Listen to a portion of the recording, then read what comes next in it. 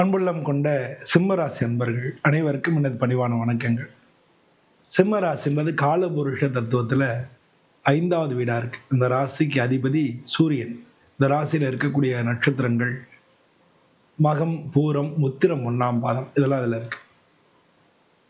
சிம்ம ராசியை பொறுத்தவரை எல்லாருக்கும் தெரியும். இந்த ராசிக்கு அதிபதி சூரியன்றதுனாலையும் சரி, சிம்ம ராசினாலே அட்மினிஸ்ட்ரேஷனுக்கு பெயர் பெற்ற ஒரு ராசி. அதே நேரத்தில் இவங்க அவசரப்படுறதையும் பார்க்க முடியும். பரபரப்பாக செயல்படுவாங்க. அவசரப்பட்டு பல நேரங்களில் கெட்ட பேர் வாங்கி திரும்ப சரி பண்ணி வந்துடுவாங்க. ஆளுமை உள்ளவங்க, ஒரு நல்ல ஆளுமை உள்ளவங்கன்றதுனால எந்த பண்ணாலும் அதுலேருந்து முன்னேறிடுவாங்க. பொதுவாக சிம்மராசிக்காரங்களுக்கு குடும்ப வாழ்க்கைகள் கொஞ்சம் பிரச்சனைகளாக இருக்கிறத பார்க்குறோம். ஏன்னா 7ஆம் வீட்டுக்கு அதிபதி சனி பகவான் அப்படின்றதுனால சரி, சனி பகவானுக்கும் சூரியனுக்கும் ஆகாதுன்றதுனாலையும் பல நேரங்களில் பல பேர் குடும்ப வாழ்க்கையில் பிரச்சனைகளை இல்லை கல்யாணம் ஆறுது டிலே ஆகிறதையும், கல்யாணம் ஆனாலும் குடும்ப வாழ்க்கையில் பிரச்சனைகளையும் நம்ம பார்க்க முடியாது. பல பேருக்கு நல்லாவும் இருக்குது. நம்ம அவங்க ஜாதக விசேஷம்னு சொல்லலாம். ஆனால் ஜென்ரல் நிறைய எப்படி ஜென்ரலாக சொல்கிறோன்னா, ஒரு மோர் தென் 50% இருந்ததுன்னா ஜென்ரலாக எல்லாருக்குமே இது அப்ளிகபிள் அப்படிங்கிற அந்த மாதிரி கான்செப்டில் நம்ம பேசுகிறோம். ஸோ அப்படி பார்க்கும்போது அப்புறம் அதை ஹேண்டில் பண்ணுறது இருக்கு இல்லையா, அதில் இவங்க ஈகோ கொஞ்சம் நிறையா கிளாஷ் வரும். பட் அதை கொஞ்சம் நிதானமாக ஹேண்டில் பண்ணாங்கன்னா அந்த மாதிரி சூழ்நிலையில் கூட இவங்க ஹேண்டில் பண்ணி முன்னேறதுக்கான வாய்ப்புகள் மிக மிக அதிகமாக இருக்குது. சரி, பொதுவாக இந்த சிம்ம ராசி அன்பர்களுக்கு தொழில் ஸ்தானாதிபதி பார்த்தீங்கன்னா சுக்கிரன் வந்துடுவார். அவர் 3வது வீட்டுக்கு அதிபதியாகவும் இருக்கார். அதனால் பல நேரங்களில் வேலை இந்த வேலை தானா, நமக்கான வேலை தானான்ற கேள்வி உங்களுக்கு ஆட்டோமேட்டிக்காக வந்துடும். இதுதான் நம்ம பார்க்க வேண்டிய வேலையா, நம்ம வேலையை விட்டுட்டு வேற எங்கேயான்னு இருக்கோமா அப்படின்ற மாதிரி கேள்வி வந்துடும். அது மாதிரி பிஸ்னஸ்லையும் சரி, இது நமக்கு தகுந்த பிஸ்னஸ் தானா அப்படின்ற கேள்விகள் வர்றதுக்கான வாய்ப்புகள் மிக அதிகமாக இருக்கு. அதே நேரத்தில் ஒரு சில பேர் நல்ல அரசாங்க உத்தியோகங்கள், அதில் உயர்வான பதவிகள் இப்படிலாம் போயிட்டாங்கன்னா ஒன்றும் பிரச்சனை இல்லை. இது நிறைய பேருக்கு அரசாங்க உத்தியோகம் கிடைக்கிறதுக்கு வாய்ப்பு இருக்கு. அரசு சம்பந்தப்பட்ட துறைகள்ல இருக்கிறதுக்கு வாய்ப்புகள் இருக்கு. காரணம் என்ன, உங்களுக்கு 9வது வீட்டு அதிபதி செவ்வாய். பொதுவாக இவங்களுடைய ஜாதகத்துல சூரியனும் செவ்வாயும் சுக்கிரனும் நல்லா இருந்ததுன்னா பல விஷயங்கள்ல உங்களுக்கு நல்லா இருக்கும். அதே மாதிரி சூரியனும் சுக்கிரனும் செவ்வாய் தான் சூரிய சுக்கிர தோஷம்னு பேரு. திருமண வாழ்க்கையில பிரச்சனைகள், திருமணம் ஆறுது கஷ்டம், திருமணம் ஆற வரைக்கும் பிரச்சனைகள், இதெல்லாம் ஏற்படுத்தக்கூடிய ஒரு ஜாதக அமைப்பா இருக்கு. இவங்களுக்கு இந்த 2026வது வருஷம் எப்படி இருக்கு அப்படின்னு நம்ம பார்க்க போறோம். இந்த 2026வது வருஷத்தை பொறுத்தளவுல 4 மாசமா நம்ம பிரிச்சுக்கிறோம். ஜனவரி, பிப்ரவரி, மார்ச், ஏப்ரல் இதை ஒரு செக்மெண்ட்டாகவும், மே, ஜூன், ஜூலை, ஆகஸ்ட் இது 2வது செக்மெண்ட்டாகவும், செப்டம்பர், அக்டோபர், நவம்பர், டிசம்பர் இதை 3வது செக்மெண்ட்டாகவும் அப்படி பிரித்து நம்ம பார்க்கும்பொழுது உங்களுக்கு இந்த வருஷம் எந்த பாதையில் உங்களுடைய வாழ்க்கை போகுதுன்னு நம்ம தெரிஞ்சுக்கலாம். அப்போ எந்தெந்த காரியங்களை எப்போ எந்த காலகட்டத்தில் செய்கிறதுனா தெரிஞ்சுக்கலாம் அப்படின்றதான் அதனுடைய உண்மையான மாதம் பார்க்கணும். மாத பலன்களை நீங்கள் பார்த்துங்க. அது உண்மையாக ஒவ்வொரு மாதமும் நம்ம போடும்போது நம்ம அதை பார்க்கும்பொழுது நமக்கு ஃபுல்லாக தெரியும். இந்த சிம்மராசியை பொறுத்தளவில் எப்படி இருக்கும் அப்படின்னா, ஜனவரி, பிப்ரவரி, மார்ச், ஏப்ரல் இந்த 4 மாதமும் தொழில் ரீதியான மாற்றங்கள் ஏற்படுறதுக்கு உண்டான வாய்ப்புகள் மிக அதிகமாக இருக்குது. தொழிலில் உத்தியோகத்தில் இவங்களுக்கு ப்ரமோஷன்ஸு, நினச்ச மாதிரியான வேலைகள், இது மாதிரியெல்லாம் ஒரு குழப்பம் இருந்திருக்கும். ஒரு சின்ன ஸ்லாகிங் இருந்திருக்கும். நான் சொன்னேன் ஏற்கனவே சொன்னேன், அதனால் அதெல்லாம் நிவர்த்தி ஆகும். எப்போனா பிப்ரவரி மாதத்துக்கு மேலே இவங்களுக்கு வேலையில் பர்மனெண்ட் ஆகிறது, வேலையில் ப்ரொமோஷன் கிடைக்கிறது, இல்லை வேறு வேலை கிடைக்கிறது, இல்லை வேறு வேலை தேடிட்டு இருந்தீங்கன்னா அது கிடைக்கல, உத்தியோகத்தில் நீங்கள் ப்ரொமோஷன் எதிர்பார்த்துட்டு இருந்தீங்கன்னா அது கிடைக்கிறது. தொழில் பண்ணுறவங்களுக்கு அவங்களுடைய தொழிலை விரிவாக்கம் பண்ணுறதுக்கு உண்டான வாய்ப்புகள் கிடைக்கிறது. புதிய தொழில் ஆரம்பிக்க நினைக்கிறவங்களுக்கு தொழில் சம்பந்தமான வாய்ப்புகள் ஏற்படுறது, இது எல்லாமே பிப்ரவரிக்கு மேல் நடக்கும்.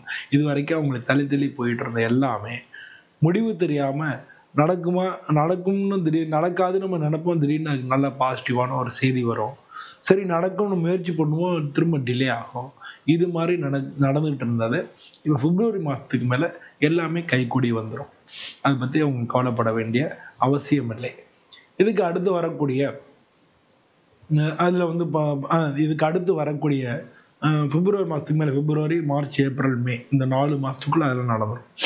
மே, ஜூன், ஜூலை, ஆகஸ்ட் இந்த 4 மாதத்தில் எப்படி இருக்கும் அப்படின்னு பார்த்தோம்னா, ஜூன் மாதத்துக்கு மேலே உங்களுக்கு ஒரு சில பேர் வெளிநாடு ட்ரை பண்ணிட்டு இருந்தா வெளிநாடு வாய்ப்புகள் கிடைக்கிறதுக்கான சான்சஸ் மிக அதிகம். அது மாதிரி வெளிநாடு போகிறதுக்குண்டான வாய்ப்புகள், இல்லை வெளிநாட்டிலேருந்து உங்களுக்கு நல்ல உயர்வான என்ன சொல்கிறது, வெளிநாடு கம்பெனியிலேயான வேலை பார்க்குற வாய்ப்புகள், வெளிநாட்டுக்கு போகிறதுக்கு உண்டான, வெளிநாட்டில் வேலை பார்த்துட்டு இருந்தீங்கன்னா உங்களுக்கு ப்ரமோஷன் ஏற்படக்கூடிய வாய்ப்புகள், ட்ரான்ஸ்ஃபர் வேறு கம்பெனி உங்களுக்கு வாய்ப்புகள், இதெல்லாம் வந்து சிம்ம ராசியை சேர்ந்தவங்களுக்கு அந்த 2வது 4 மாதத்தில் உங்களுக்கு நடக்கும். பொதுவாக திருமணம் அப்படிங்கிற அந்த ஆஸ்பெக்ட்லையும் பார்த்தோம் அப்படின்னோம்னா, முதல் இந்த பிப்ரவரிக்கு மேலே பிப்ரவரி, மார்ச், ஏப்ரல், மே, ஜூன் இந்த 5 மாதத்துக்குள்ள திருமண வாய்ப்புகள் நிறைய பேருக்கு கூடி வர்றதுக்கான சான்சஸ் மிக மிக அதிகமாக இருக்கு. ஏன்னா வந்து இந்த காலகட்டங்களில் நம்ம பார்த்தோம்னா உங்களுக்கு 7வது வீட்டுக்கு குரு பார்வை இருக்கும். அப்போ வந்து திருமணம் சம்பந்தமான வாய்ப்புகள் மிக அதிகமாக நடக்கும். ஒரு சில பேர் தொழில் பண்ணிட்டு இருந்தவங்க பார்ட்னர்ஷிப் தேடிட்டு இருந்தீங்கன்னா அவங்களுக்கு பார்ட்னர்ஷிப் அமையறதுக்கும் பிப்ரவரிக்கு மேலே, பிப்ரவரி, மார்ச், ஏப்ரல், மே இந்த 4 மாதத்தில் பார்ட்னர்ஷிப்பும் நல்ல முறையில் உங்களுக்கு அமைஞ்சிடும். உங்களுக்கு கூட இருக்கிறவங்களோட ஒத்துழைப்பு, வேலையில் மேலதிகாரிகளோட ஒத்துழைப்பு, கூட இருக்கிறவங்க ஒத்துழைப்பு எல்லாமே நல்லபடியாக நடக்கும். முதல் 4 மாதத்துலேயும் சரி, 2வது 4 மாதத்தில் மே மாதமும் உங்களுக்கு நல்லாவே இருக்கும். ஜூன் மாதத்துக்கு மேலே சனி பகவான் உங்களுக்கு உங்கள் ராசிக்கு 12வது வீட்டில் உச்சமாக வர்றார். ஸோ உச்சமாக வர்றது மூலமாக உங்களுக்கு எந்த விதமான வாய்ப்புகள் கிடைக்கும்னா, அந்த 2வது 4 மாதத்துலையும் பார்த்தீங்கன்னா உங்களுக்கு உங்கள் ராசிக்கு 8வது வீட்டை பார்க்குறார். ஸோ பல பேருக்கு கோர்ட்டு கேஸு, வம்பு வழக்குகள் இது மாதிரியெல்லாம் இருக்கிறவங்களுக்கு அதிலெல்லாம் வெற்றி கிடைக்கும். அதில் அந்த மாதிரி கோர்ட்டு கேஸில் இருக்கிறவங்களுக்குலாம் வெற்றி கிடைக்கும். அது மட்டும் இல்லாமல் அந்த குரு பகவான் உங்களுக்கு 6வது வீட்டை பார்க்குறாரு. எல்லா தடைகளையும் தாண்டி நீங்கள் வெற்றி கொள்ளக்கூடிய ஒரு காலகட்டமாகவும் இருக்கும். அது மட்டும் இல்லாமல் நீங்கள் பல பேருக்கு வந்து வீடு, வாகனங்கள் இதெல்லாம் வந்து வாங்கிறதுக்கு உண்டான வாய்ப்புகள், தாய் மூலமாக உங்களுக்கு சொத்துக்கள் கிடைக்கிறது, இது மூலமான விஷயங்கள் எல்லாமே உங்களுக்கு அந்த 2வது 4 மாதத்தில் உங்களுக்கு நடக்கும். மாணவ செல்வங்களுக்கு படிப்பு இந்த மாதிரியான விஷயங்கள் எல்லாமே நல்ல முறையிலே நடக்கும். நீங்கள் முதல் 4 மாதம் 5ஆம் மாதத்துக்குள்ளேயே உங்களுக்கு வந்து படிப்புக்கு நல்ல வாய்ப்புகள் எல்லாமே உங்களுக்கு நல்ல முறையில் கிடைக்கும், நடக்கும். உங்களுடைய ராசியில் வந்து கேது இருக்கிறதுனால எல்லாத்துலேயும் ஒரு சின்ன ஒரு மன வருத்தம், அதாவது என்ன சொல்கிறது, நெகட்டிவ் தாட்ஸ் அப்படின்னு சொல்லலாம். நம்ம நடக்குமோ நடக்காதோ அப்படின்ற ஒரு எண்ணத்தோடையே நம்ம எல்லாத்தையும் செய்கிற மாதிரி இருக்கும். பல பேருக்கு உடல்நிலை கோளாறுகள் வர்றதுக்கான வாய்ப்புகள் நிறையா இருக்குது. அதனால் உடம்பை வந்து நீங்கள் பார்த்துக்கணும். நீர் சம்மந்தப்பட்ட விஷயங்கள் நிறையா வர்றதுக்கான வாய்ப்புகள் இருக்குது. அதனால் வந்து தண்ணி டீஹைட்ரேஷன் ஏற்படாமல் தண்ணி குடிக்கிறத நீங்கள் பழக்கப்படுத்திக்கணும். அது மாதிரி அதெல்லாம் வந்து நல்லாயிருக்கும். அது மட்டும் இல்லாமல் உங்களுக்கு இந்த வருஷம் ஃபுல்லாக அஷ்டமத்து சனி நடக்கிறது. சனி பகவான் 8ஆம் இடத்துல இருக்கிறனால இருப்பிட மாற்றம், உத்தியோக மாற்றம் இதெல்லாம் நடக்கிறதுக்கு உண்டான வாய்ப்புகள் மிக மிக அதிகமாக இருக்குது. ஸோ இந்த காலகட்டங்களில் அந்த மாதிரி வாய்ப்புகள் ஏற்பட்டு உங்களுக்கு வந்து தொழில் ரீதியாகவும் வெளிநாட்டுக்கு வேலை தேடுறவங்க வேலை கிடைக்காதவங்களுக்கு வேலை கிடைக்கும்.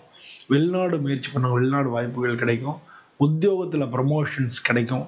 இது மாதிரி எல்லாமே பாசிட்டிவான விஷயங்கள் நிறையா நடக்கும். ஏன்னா வந்து உங்களுக்கு அந்த சனி பகவானை 12ஆம் வீட்டுக்கு வரக்கூடிய குரு பகவானுடைய பார்வை ஏற்படுறது.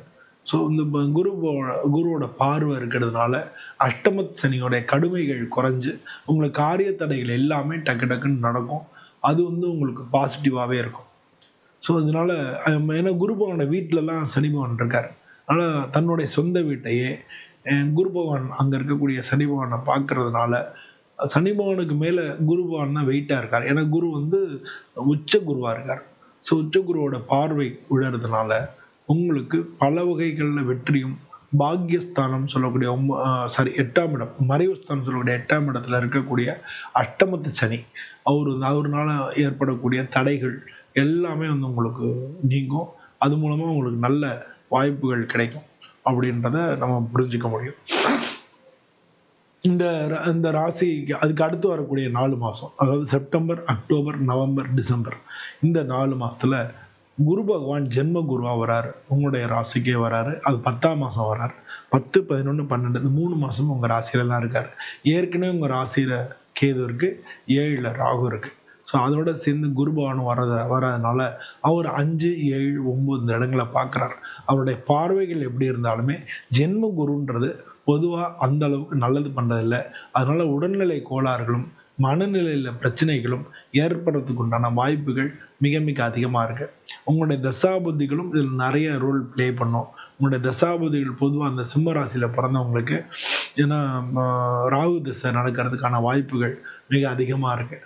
அதனால் இப்போ செவ்வாய் திசை இல்லை ராகு திசை நடக்கிறதுக்கு உண்டான வாய்ப்புகள் தான் மிக அதிகமாக இருக்குது. ராகு திசை நடக்கிறவங்களுக்கு ராகுனால் ஏற்படக்கூடிய அந்த பிரச்சனைகள் எல்லாமே வந்து மறைஞ்சு நல்ல பலன்கள் கிடையாது. குரு பார்வை இருக்கு 7ஆம் இடத்துல பார்க்கறதுனால அதெல்லாம் மறைஞ்சு நல்ல பலன்கள் நடக்கும் அப்படின்னு நம்ம எதிர்பார்க்க முடியும். இருந்த போதிலும் ஜென்ம குரு அப்படிங்கிறது மன ரீதியாகவும் உடல் ரீதியாகவும் சோர்வை ஏற்படுத்தக்கூடிய ஒரு அமைப்பு. அவர் கேதுவோட அவரை சேர்றாரு. அதனால நல்ல ஆன்மீக ரீதியாக நீங்கள் இருந்தீங்கன்னாலே இந்த பிரச்சனையிலேருந்து, ஏன்னா மோட்சக்காரகன் சொல்லக்கூடிய கேது குரு பகவான் 2 பேரும் பக்திக்கு பேர் போனவங்க. அதனால சிவ வழிபாடு இதை வந்து நீங்கள் உங்கள் ராசிக்கு வந்து அதிதேவதை யார் அப்படின்னா சூரியன். சூரியனுக்கு அதிதேவதை, உங்கள் ராசிக்கு அதிபதி சூரியன். சூரியனுக்கு அதிதேவதை யாருன்னா சிவன். அதனால நீங்கள் வந்து சிவபெருமானை வணங்குறது, பிரதோஷ விரதம், ஒவ்வொரு பிரதோஷமும் விரதம் இருக்கிறது, பிரதோஷத்துக்கு பிரதோஷம் அந்த பிரதோஷ நேரத்தில் சிவபெருமான் நந்தியம்பெருமானை தரிசனம் பண்ணி சிவபெருமானை வலம் வந்து ஒரு மாலை வாங்கி கொடுத்து அபிஷேகத்துக்கு பால் வாங்கி கொடுத்து நீங்கள் அந்த அபிஷேகத்தில் கலந்துக்கிறது, இதை மட்டும் பண்ணீங்கனாலே எல்லா விதத்துலேயும் உங்களுக்கு பெஸ்ட்டான ரிசல்ட் கிடைக்கும். தொழில் ரீதியாகவோ உத்தியோக ரீதியாகவோ நீங்கள் வந்து இப்போ திருமண ரீதியாகவோ இல்லை வாழ்க்கையில் இருக்கிறதோ இல்லை மனசில் இருக்கக்கூடிய அந்த ஸ்லாகிங்கோ எல்லாமே நீங்கி வாழ்க்கையில் ரொம்ப உற்சாகமான நல்ல பலன்கள் கிடைக்கும். தொழில் செய்கிறவங்களுக்கு மிக மிக நல்ல தொழிலில் முன்னேற்றங்கள் கிடைக்கும். ஒரே வருஷத்தில் அந்த பிரதோஷத்துக்கு நீங்கள் போய் இது பண்ணும்போது ஒரே வருஷத்தில் உங்களுடைய லைஃப் வந்து ரொம்ப நல்ல முன்னேற்றமான ஒரு பாதையில் இருக்கும். நல்ல லெவலில் முன்னேறிடுவீங்க. ஸோ இந்த மாதிரி பண்ணிங்கனாலே பொதுவாக அந்த 2026 உங்களுக்கு மிக மிக நல்ல காலங்களாக இருக்கும். எல்லாருக்கும் வந்து இந்த ராசியில் பிறந்த அனைவருக்குமே மிக நல்ல பலன்கள் கிடைக்கும்னு சொல்லி நானும் சுவாமியை பிரார்த்தனை பண்ணிக்கிறேன். இதில் ஒரு முக்கியமான விஷயம் என்னென்னா, இந்த வருஷத்தில் 10ஆம் மாதத்துக்கு மேலே தான் உங்கள் 10, 11, 12 3 மாதம் தான் உங்கள் ராசியில் ஜென்ம குருவாக இருக்கார். இந்த 3 மாதத்தில் உங்களுக்கு நல்ல பலன்கள்லாம் ஏற்படும்ன்றதை நான் சொல்லியிருக்கேன். 12ஆம் இடத்துல இருக்கும்போது கூட அதே குரு பகவான் என்ன பண்ணுறாருன்னா உங்கள் அஷ்டம சனியை வந்து பார்க்குறார். அதனால் அஷ்டம சனினால் ஏற்படக்கூடிய பிரச்சனைகள் உங்களுக்கு தீரப்படுறது. ஸோ இதுக்கு முன்னால் வந்து குரு பகவான் எங்கே இருக்காருன்னா 11ஆம் இடத்துல லாபஸ்தானத்தில் இருக்கார். அப்படி இருக்கும் பொழுதும் உங்களுக்கு 7ஆம் இடத்தை பார்க்குறாரு. உங்களுக்கு வந்து அவருடைய பார்வை அப்படின்னு பார்த்தோம்னா உங்களுக்கு 4ஆம் இடத்தை பார்க்குறாரு. இந்த மாதிரி அப்பையும் அவருடைய பார்வை உங்களுக்கு 6ஆம் இடத்தை பார்க்குறாரு. அப்பையும் அவருடைய பார்வை தடைகள் எல்லாம் நீக்கிறதுக்கு உதவுறது. ஸோ இந்த வருஷம் ஃபுல்லாகவே குரு பகவான் உங்களுக்கு நல்ல உதவியாக இருக்க போகிறார். அதனால் குரு பகவானை வணங்கிறது, குரு தட்சிணாமூர்த்தியை போய் வணங்கிறது, அவருடைய பிரதோஷ விரதம் பிரதோஷ காலத்தில் போய் வணங்குறது, இது 2யும் பண்ணிங்கனாலே இந்த வருஷம் உங்களுக்கு வந்து மிக நல்ல வருஷமாக இருக்கும். உங்களுடைய தசாபுத்திகளெல்லாம் தாண்டியும் உங்களுக்கு மிக நல்ல பலன்களை கொடுக்கும் அப்படின்னு சொல்லி நான் உறுதியாக சொல்லிக்கிறேன். இந்த சிம்ம ராசியில் பிறந்த அனைவருக்கும் மிக நல்ல பலன்கள் கிடைக்குன்னு சொல்லி நானும் சுவாமியை பிரார்த்தனை பண்ணிக்கிறேன். இதே மாதிரி இன்னொரு வீடியோவில் உங்களை மீண்டும் சந்திக்கிறேன். அனைவருக்கும் நன்றி, வணக்கம்.